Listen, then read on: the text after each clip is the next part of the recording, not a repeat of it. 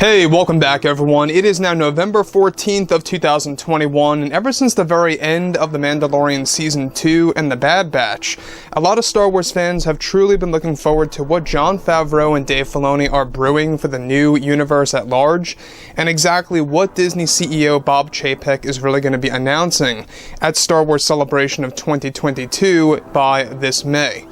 This is Mike Zero. Make sure to subscribe if you are new to the channel for future Star Wars updates.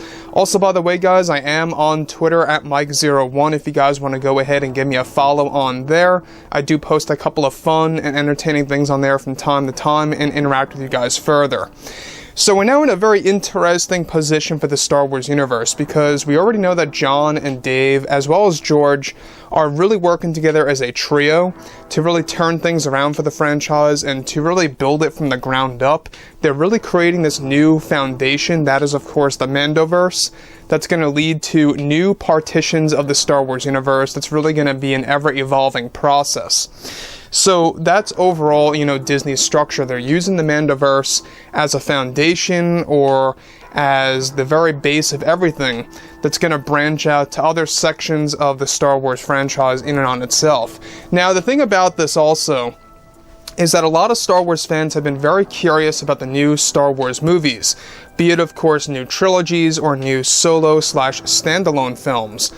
A large chunk of the fandom is more engaged with the Star Wars movies rather than the TV shows. I mean, let's be honest, Star Wars is Star Wars. It belongs to be in the theaters, on the big screen, giving the opportunity for people to watch it with other fans around the world, and I think that's where the true experience truly actually settles in. So the thing about this is that we already know that Chapek has a large roster of new Star Wars TV shows and even new Star Wars films that we're going to learn more about at Star Wars Celebration, so keep your eyes open for that as well. However, now that both Disney and Lucasfilm are focused on their new Star Wars projects, like the new Star Wars shows and films that will also be announced at Star Wars Celebration, it's described that Bob Chapek is preparing to make these announcements in a well-organized format for the event that will take place in May of 2022. However, one Star Wars film that is now in active development is that it is moving along very well and getting closer to the principal photography stage. This film is set to be based within the Old Republic era of the franchise, and that Disney is planning to actually make this a theatrical release instead of a film arriving on Disney+. Now, as of now, the film is set to be heavily based on the Old Republic video games, with new storylines attached to all of them. Lucasfilm is prepared to actually really focus on the character Darth Revan and his conflicts in the franchise and exactly what his life was like during the timeline, which takes place thousands of years before Episode 1. In fact, Lucasfilm is already looking for a proper actor to portray him in the new movie. Now, though the movie will be based on the video games and books, they will be making some storyline changes here and there to create their own spin on things to make it feel new and unique or something of its own. Now, on top of this, the story is actually set to primarily focus on 4 Sith Lords. One of the Sith being, of course, Darth Revan, and how Disney also wants to tap into his backstory. George Lucas is said to actually be the one who recently authorized Bastila Shan and Darth Malak to also become a big part of the new Star Wars movie that is going to tap into a brand new war that fans have never seen before in live-action form. Now, the story of Bastila Shan will also be touched on in this new film that is going to tap into her backstory as well. This time, Disney is actually preparing to use Bastila Shan to have a female character to fall to the dark side, and how the actual story of redemption will be a big focus once again in the new Star Wars movie. Disney wants to make this a very high-budget Star Wars project that will actually stand on its own, where Disney is planning to watch feedback on this project, and if it's highly positive, they are actually open to creating this in the form of a series of films. However, as for now, this is going to be a solo/standalone movie, and that Disney is also already planning to actually have Old Republic TV shows on Disney Plus by 2024 to alternate with the new Star Wars films. This is a big reason why Disney decided to remake the Old Republic video game. They are preparing to make this era a big one, both on film and on Disney Plus, to really capture the Sith and Jedi conflicts and diving deep into a time that takes place thousands of years before the Skywalker saga films.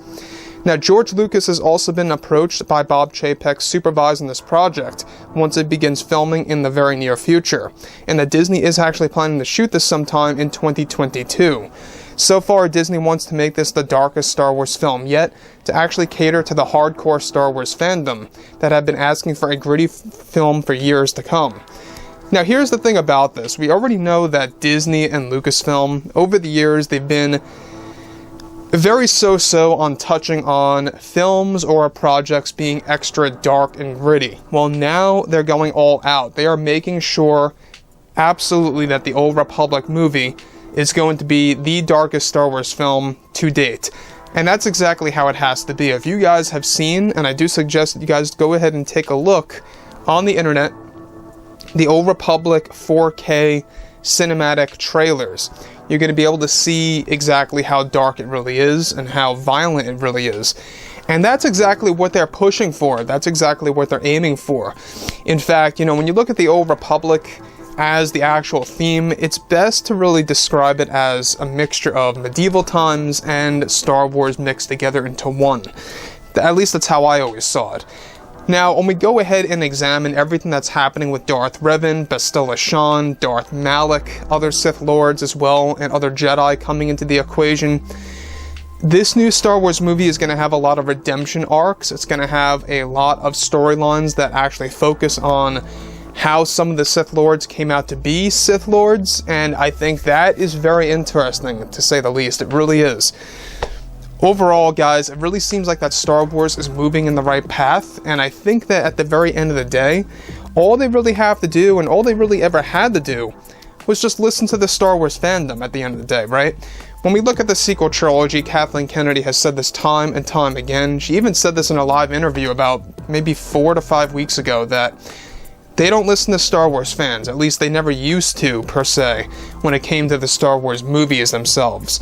Well, now that's turning around, all because of Bob Chapek. They're really turning things around for the better.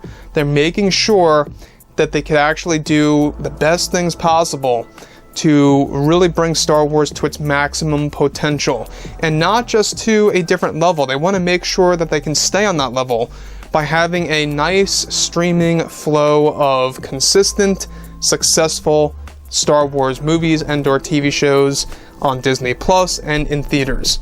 So, if they can do that, if they can be very consistent with success, they're really on the right road to really making Star Wars into something that it hasn't been in a very long time. And that is, of course, where the fans are reunited and really just enjoying Star Wars at its heart. Now, I get it. Prequels, alright, they had their ups and downs. It has their moments in those movies. But let's just face the facts here. When we look at the prequels and the sequels, it's a night and day difference. It always felt like the prequels are obviously way more Star Wars than what the sequels were. The sequels felt very disjointed. The tone was out of place. It didn't seem right.